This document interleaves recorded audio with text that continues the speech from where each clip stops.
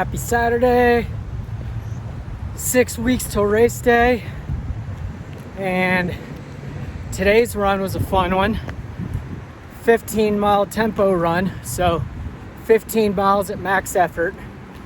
And I figured since I just finished 13.12, which is a half marathon in less than 2 hours, I'll take it easy and record a little video as I kind of wind down.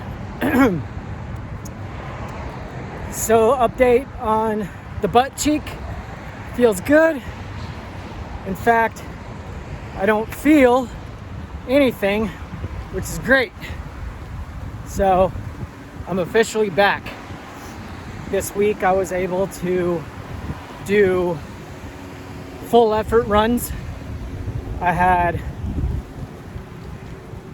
a couple, I think a 4, a 6, a couple 5-milers, and they were all at high effort with no issues.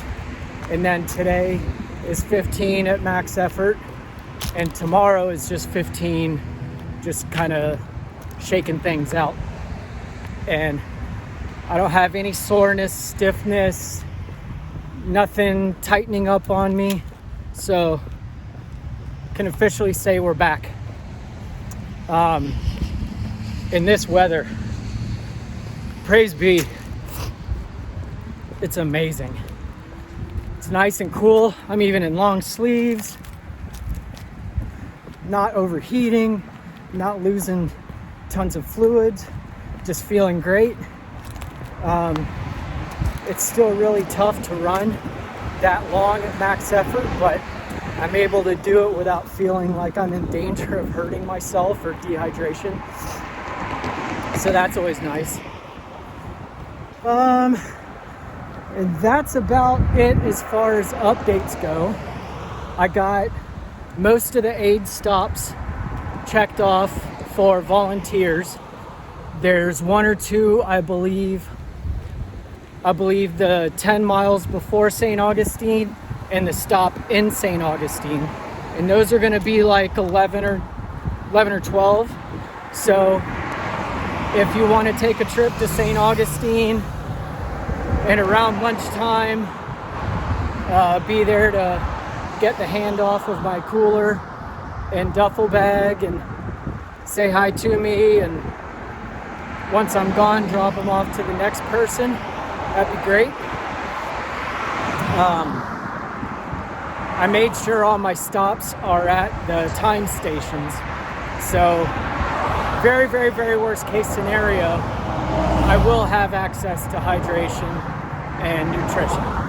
But they encourage us to use our road crew as much as possible because there are some runners that are doing it strictly without a road crew, and they just want to make sure they have enough to supply them.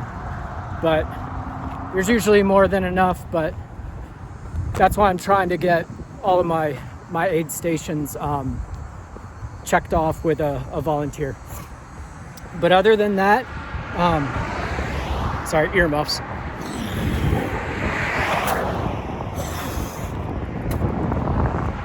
One bad thing about the cold weather,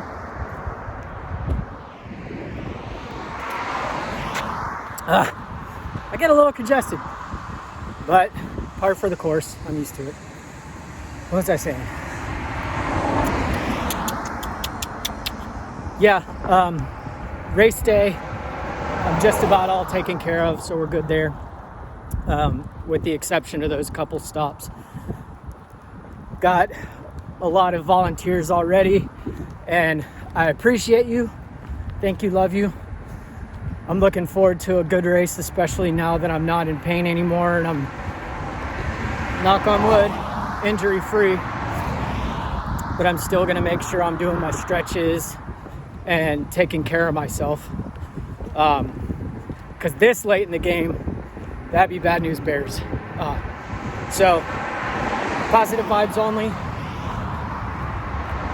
Keeping the goal in mind, and I think it's going to be a good race day without getting too cocky. I feel like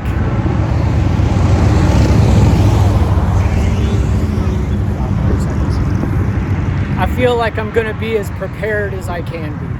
That's what I mean by I think it's going to be a good race day. Because I can't get too overconfident, because that's when you get complacent and you don't think about things as much as you should, and that's when bad things happen. Anyway, positive vibes only.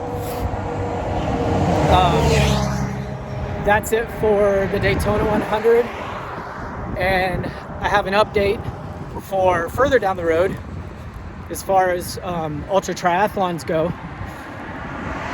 The Triple Anvil was just held a couple weeks ago or a week ago, and I was seeing all my Anvil Ultra friends and family just crushing it, cheering each other on. A couple buddies were out there competing in it. They crushed it, and there I was sitting on the couch, resting up from an injury and not being able to run. I just got bad FOMO, and that kind of came around today. You know, I was missing it. I've missed everybody since the event bad, and I can't wait to be out there again in March to volunteer.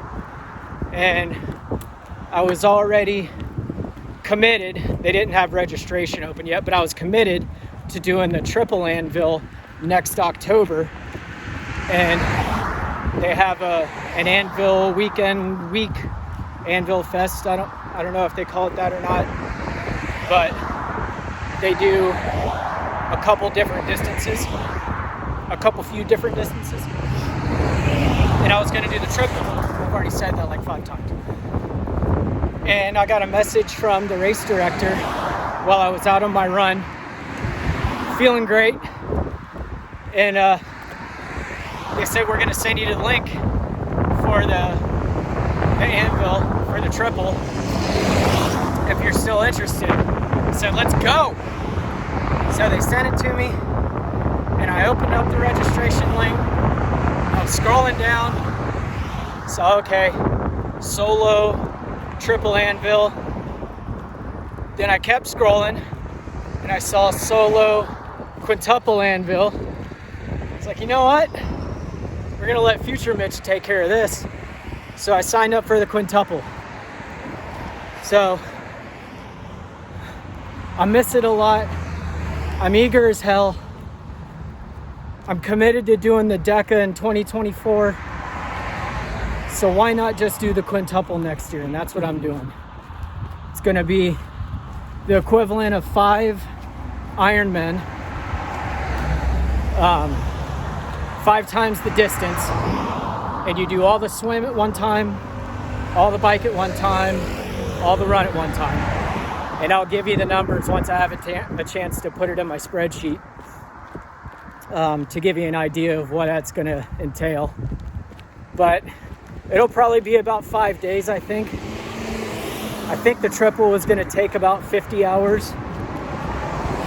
So this one will take almost twice as much. Maybe twice as much, because there's going to be some more sleeping. But anyway, I'll crunch the numbers and go over that in another video. But I'm super excited about it. I can't wait. It's in a year, so that means this week we start heavy training. Maybe not heavy training, because I'm not gonna hurt myself, but we're gonna get into training bright and early and not waste any time.